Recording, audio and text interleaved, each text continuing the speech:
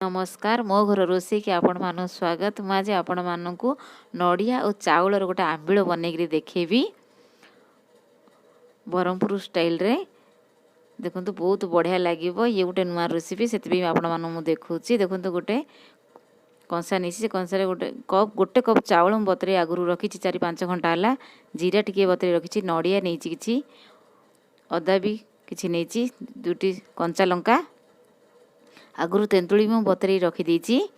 देखो गोटे जार नहीं से जार सब आम पकईदेवा चाउल नड़िया जीरा सब पकईकि भल भाव में चिकन कर बाटी नेबा।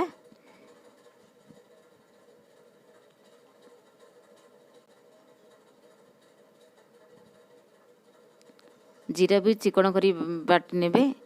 जीराटा मुझे आगुरी बतरई भल छिंडीज कहीं जीराटा एत शीघ्र माने बाटी हुए आ से सब पकईदेवा लंका गुंड हाफ चामच हलदी गुंड हाफ चामच कि खाइबा सोडा लुण जे कि करी पाउडर नहीं हाफ चामच देदेली। अदा कंचा लंका सब पकईदेली। ए भल भाव में चिकन कर बाटी नेबा।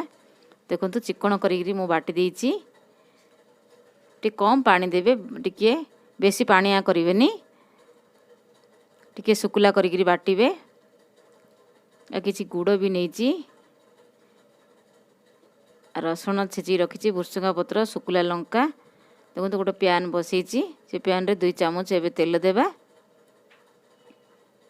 तेल टिके गरम हो सारा पर आम पंचफुटण पकेबा हाफ चामच पंचफुटण। बहुत नया रेसिपीटा आप घर ट्राए करूँ। आंबिल बहुत बढ़िया लगे गरम भात सहित खाइबे। आ सुकुला लंका छिंडेगी सब पकईदेली 2-4टा जो नहीं भल भाव फुटी आसला से रसुण देदेली। रसुण चोपा थी ही छेचिबे बहुत भल लगे। आ भुर्सुंगा पत्र भी देदेली भल भाव में लाल है पर्यटन टिके भाजी नेबा। देखो लाल हो गलानी।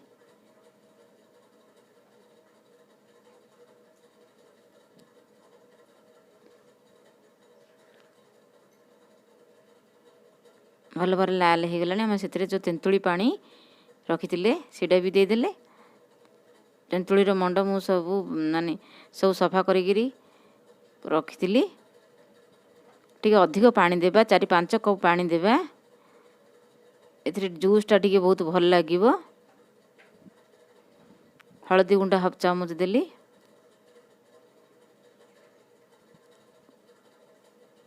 काश्मीरी लंका भी हाफ चामच देली कहीं कलर आसवाई देली।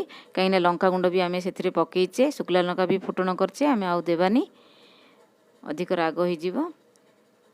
से स्वाद अनुसार गुड़ भी देदेली।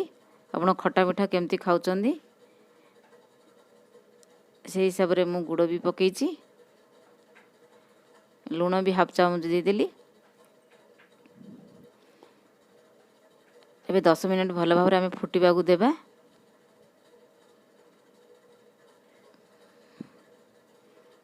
देखो तो आमर 10 मिनट पर कवर बाहर कली भल भाव में फुटी गलानी आमर तेंतुलीर पानीटा। आयकु भल भाव में घाटी देकर आम कौन करवा से बटा को एमती देखो लेंबू आकार रे गोल गोल करी आपन छोट बड़ आपण हिसाब से करेंगे। मुझे बड़ साइज करची कौन करवा से जो फुटिले आसलानी खट्टा पानी गोल गोल करी से पकेबा। देखो मुझे पकाउची बिल्कुल भी आमर फाटबनी।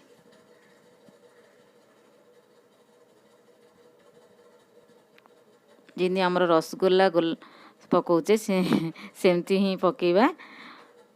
से बहुत फुलिकी बढ़िया लगे।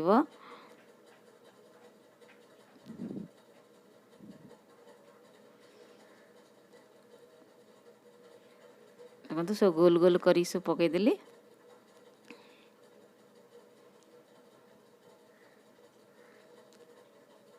आम कौन करवा आ 5 मिनट ए फुटिया देवा। 10 मिनट फुटा देवा उल्टा उल्टी करमती 10-15 मिनट फुटिया देवा। देखो कवर बाहर कली आपण आउ टिके आम उल्टा उल्टी करदेवा।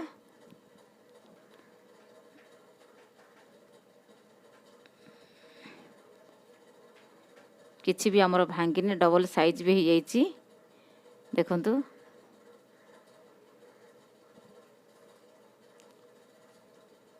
देखंतु केते बढ़िया होइछि देखंतु आउ टिके भी आमे फुटिबा को देबा उल्टै सारला परे आउ 5 मिनिट फुटिबा को देबा